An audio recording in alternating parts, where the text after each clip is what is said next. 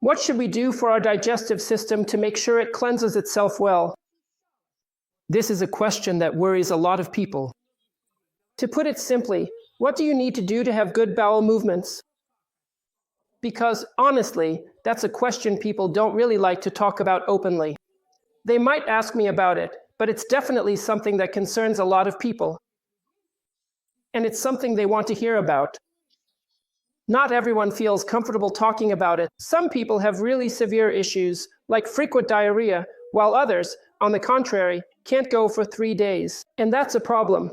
But it's a delicate issue, and not everyone is ready to just go to the doctor right away and start complaining about it. Oh, doctor, I can't loosen up. Phew, what a word I picked, loosen up. But it bothers people, it's a problem, and it's a problem that can later turn into cancer. It has now been proven that most cancer diseases are, to some extent, connected specifically to poor cleansing of the large intestine, to constipation, to fecal stones that are present in our colon. Today, we're going to talk about the large intestine. Today, we're going to talk about cleansing. But first, let's figure out what this organ actually is, how it works, and how its function can be disrupted.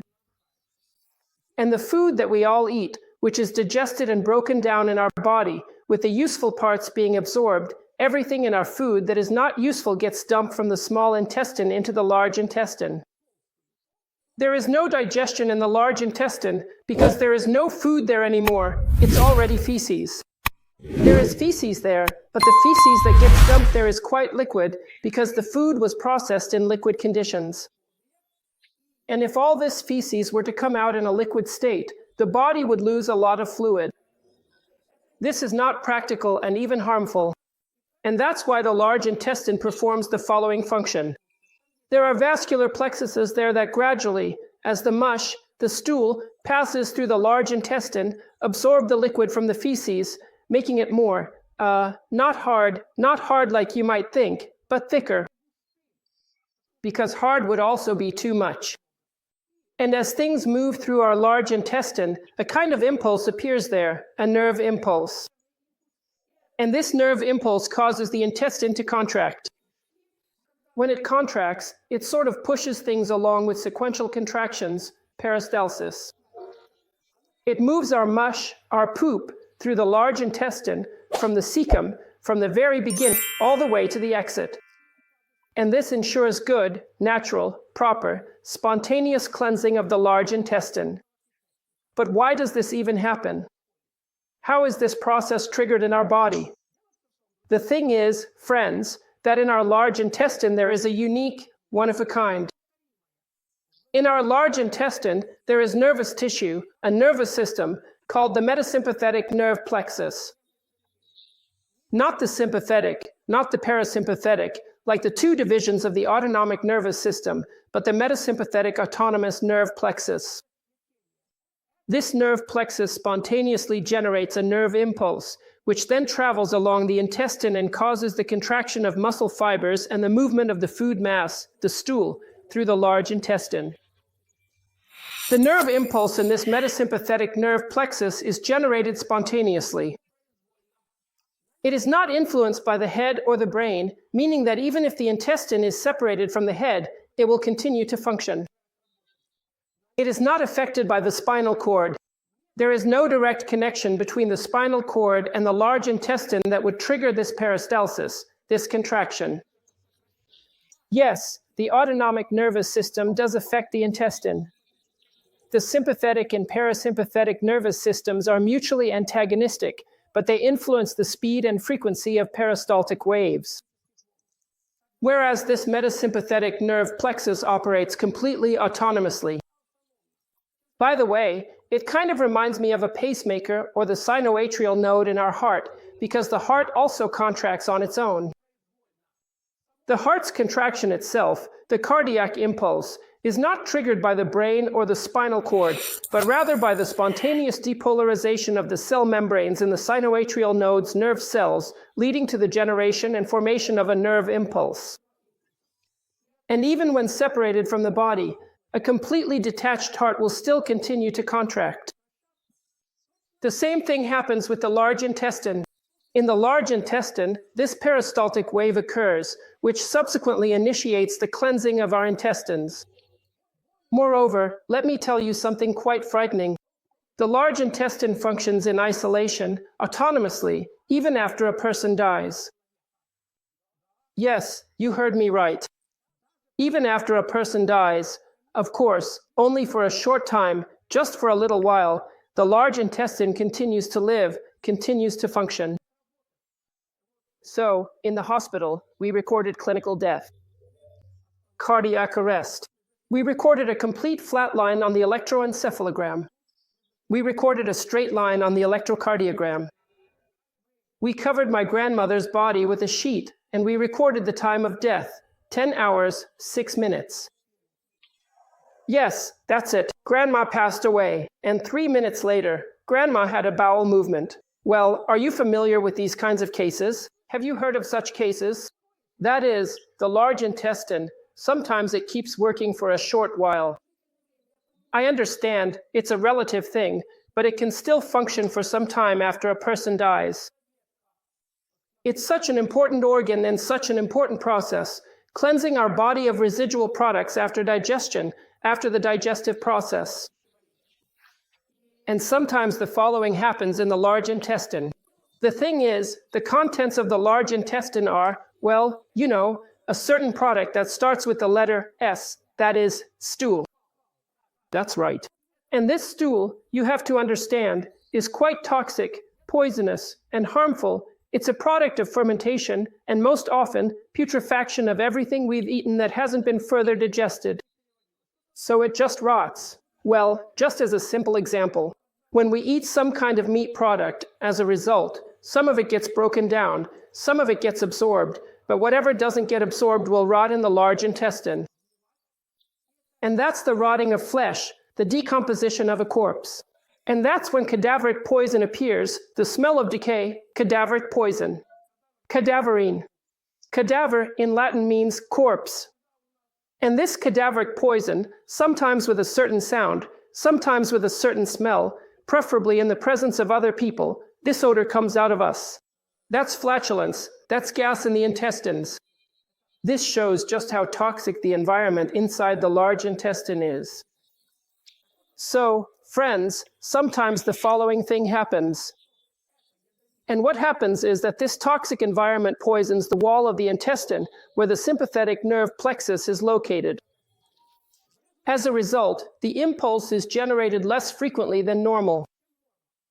Normally, an impulse should be generated once every 30 seconds, meaning a peristaltic wave should pass through our intestines twice a minute. Twice a minute.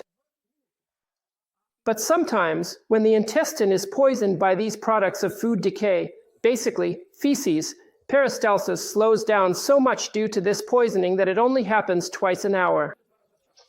We call this a silent intestine. Essentially, it doesn't peristalt, and this leads to even greater stool retention. This leads to more water being absorbed. The stool becomes not just thick, but hard and dry.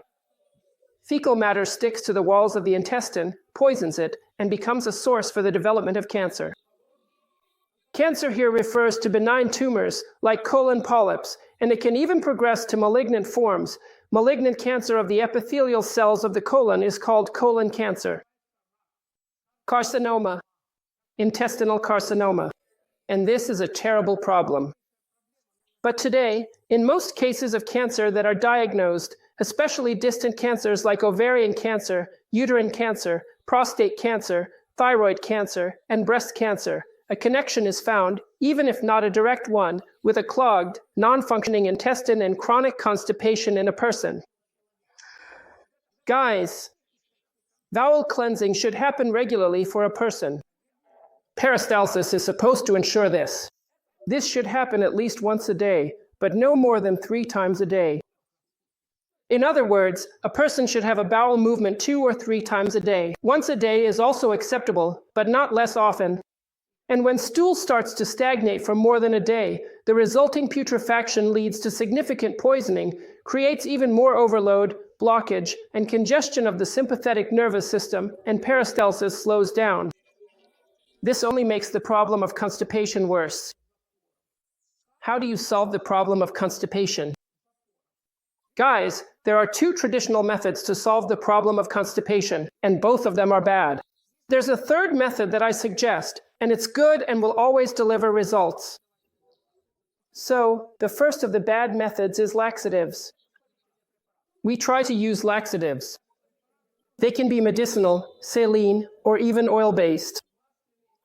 They supposedly improve the condition and consistency of the stool itself, so it comes out easier, softer, and smoother, like it's been greased, or they stimulate peristalsis. These are drugs that, by acting on adrenergic receptors, can enhance peristalsis, as if turning on the sympathetic system to improve the function of the sympathetic nervous system.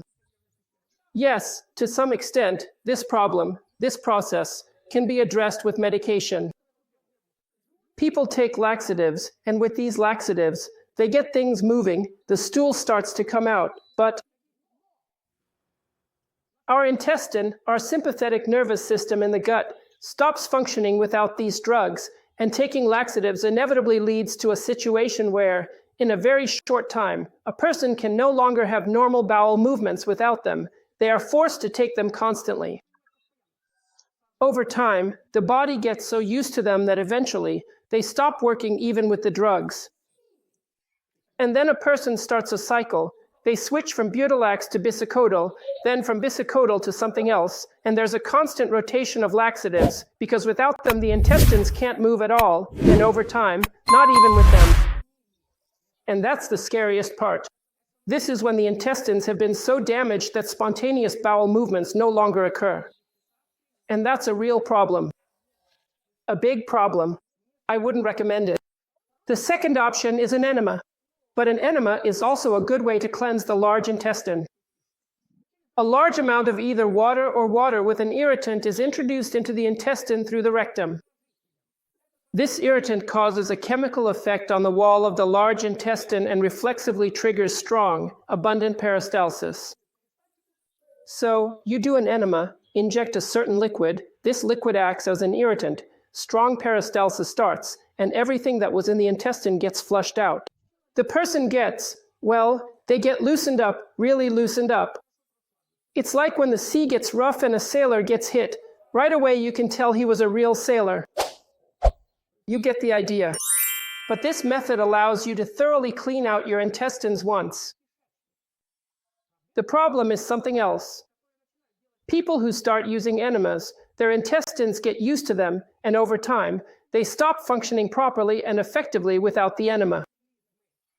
I do an enema, and it seems like I'm cleaned out. But then 2 days, 3 days, 4 days go by without an enema, and I can't clean myself out naturally, so I'm forced to do another enema. That's a road to nowhere. The worst part comes a little later. The body gets used to enemas and stops responding to these kinds of stimuli inside the large intestine. That's a problem. Eventually, a person won't even be able to have a bowel movement with an enema, and of course, different chemicals will be added to try to trigger a reaction in the large intestine to stimulate peristalsis and defecation. Although that's also bad, because the body gets used to it, so you have to alternate. And really, you shouldn't do this at all. Remember, you shouldn't mess with your intestines from either end, because if you need to do something with your intestines, it should be from the outside. Today, I'm going to show you a piece of equipment. It's called a myostimulator. What I have here is a myostimulator belt. There's a battery here, which serves as the source for low-frequency electrical impulses. There are these little black electrodes, through which the electrical impulses are delivered to the body. The belt is worn around the abdomen, and the skin must be wet, absolutely wet, because electrical impulses don't work well on dry skin. Dry skin protects well against electrical impulses. It won't get through, it won't reach. You need to moisten the skin. We put on the belt and turn it on. And after turning on the belt becomes the source. Through the electrodes, electrical impulses are delivered to the body, and basically, they are safe, they can't cause harm. But these electrical impulses penetrate deep, reaching even the large intestine. It's hard to reach the large intestine, so you need to increase the intensity to high levels. But the large intestine in our abdomen is actually the most superficial, right after the skin and muscles. Right after the muscles, there's the large intestine. That's why with myostimulation, the impulses reach the wall of the large intestine. And then, look, the muscular wall, the smooth muscle fibers are used to receiving impulses from the sympathetic plexus. A nerve impulse, by its very nature, is electrical. And so, when we apply an external electrical impulse, the muscular wall, the muscle fibers, they can't tell the difference between a nerve impulse and an electrical one. They perceive it as a natural impulse from their own nerve plexus. And as a result of the effect of these electrical impulses, natural peristalsis is triggered, which cleanses the large intestine. Yes, this helps activate peristalsis and leads to a bowel movement. The person will cleanse their intestines in a single session. That is, when myostimulation is used, it usually results in the person going to the bathroom a bit sooner or later, but more often sooner. There is a bowel movement, and often a good one. Things come out that haven't come out in a very long time. Very good. Cool. Everything is fine. The cleansing is underway. There is no addictive effect.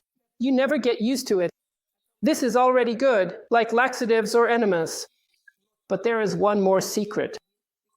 The fact is that these electrical impulses, in addition to directly contracting the muscular wall and causing defecation, have another effect. They lead to the restoration of the functioning of the nervous system. Two types of tissue in our body respond to the electrical impulses of the myostimulator. Muscle tissue contracts, while nerve tissue conducts the impulse. And regular application of myostimulation to our body leads to the restoration of the natural nerve plexus's functioning. It turns out that after using myostimulation, a person experiences spontaneous defecation for a couple of weeks even without the myostimulator. And someone who previously needed the myostimulator to have a bowel movement suddenly finds that they can now effectively empty their bowels without the belt. They no longer need it. The intestines start working automatically. The intestines work on their own. And that's why this method can also be used to kickstart your intestines in such a way that they keep working even without the myostimulator. I'll share 3 more features about using myostimulation specifically for improving defecation and cleansing the intestines. First, indeed, our intestines are located deeper, so to make sure the stimulation actually reaches the gut, the myostimulator needs to be set to a high intensity. You can do this by using the sensors. Second, sometimes, people with a very large belly need to use myostimulation. When the belly is too big and the impulses from the myostimulator might not reach the intestines, I recommend in such cases to simply place the myostimulator on the stomach and lie down on your stomach. Lie on your stomach, meaning use your body weight to press down on your belly, and then the impulses will definitely start reaching the intestines, which will get them working. And third, the timing of the procedure. The thing is, according to our body's biological clock, the large intestine is most active from 5 to 7 in the morning. Once again, from 5 in the morning. What? You don't believe me? Try waking up at 5 in the morning, grab a medical stethoscope, and listen to your tummy. What does your tummy say at 5 in the morning? Just wake up at 5 and listen.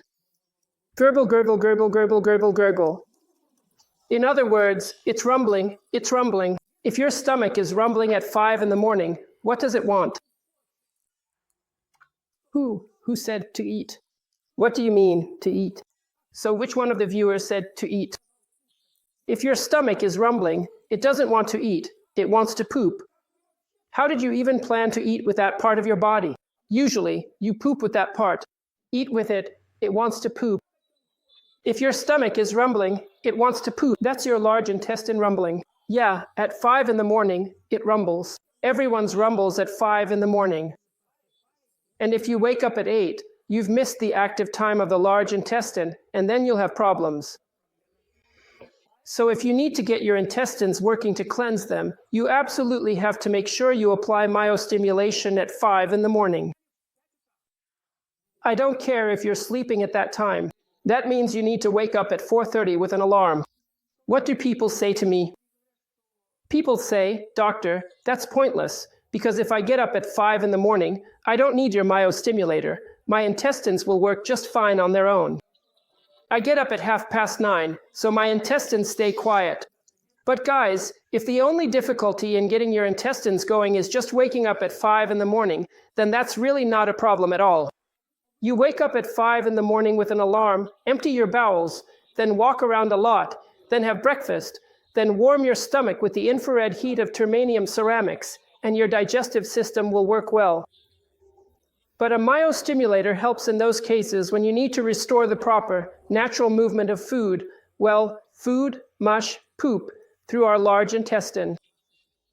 So, today's information was for you about how the large intestine works.